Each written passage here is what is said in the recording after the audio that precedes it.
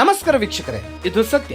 ಆಗ್ರಾ ಮುಂಬೈ ಹೆದ್ದಾರಿಯಲ್ಲಿ motor cycle ನಲ್ಲಿ ಬಂದ ಕಳ್ಳರು ಚಲಿಸುತ್ತಿದ್ದ ಟ್ರಕ್ ನಿಂದ ಸರಕುಗಳನ್ನು ಕದಿಯುವಲ್ಲಿ ಯಶಸ್ವಿಯಾದ ನಾಟಕೀಯ ಕಳ್ಳತನ ಸಂಭವಿಸಿದೆ. ಈ ಘಟನೆ ದೇವಾಸ್ ಶಾಜಾಪುರ ಮಾರ್ಗದಲ್ಲಿ ನಡೆದಿದ್ದು ವಿಡಿಯೋದಲ್ಲಿ ಸೆರೆಯಾಗಿದ್ದು ಶೀಘ್ರ ವೈರಲ್ ಆಗಿದೆ.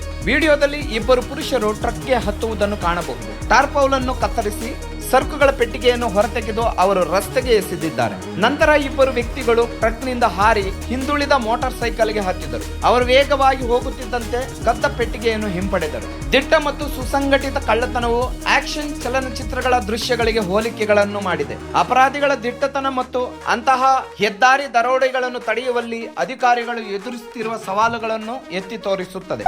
ಸ್ಥಳೀಯ ಪೊಲೀಸರು ವಿಡಿಯೋದ ಬಗ್ಗೆ ತಮಗೆ ತಿಳಿದಿದೆ ಎಂದು ಹೇಳಿದ್ದಾರೆ. ಇದೇ ರೀತಿಯ ಅಪರಾಧಗಳನ್ನು ತಡೆಗಟ್ಟಲು ಹೆದ್ದಾರಿಗಳಲ್ಲಿ ಹೆಚ್ಚಿನ ಭದ್ರತಾ ಕ್ರಮಗಳ ಅಗತ್ಯವನ್ನು ಈ ಘಟನೆಯು ಒತ್ತಿ ಹೇಳುತ್ತದೆ.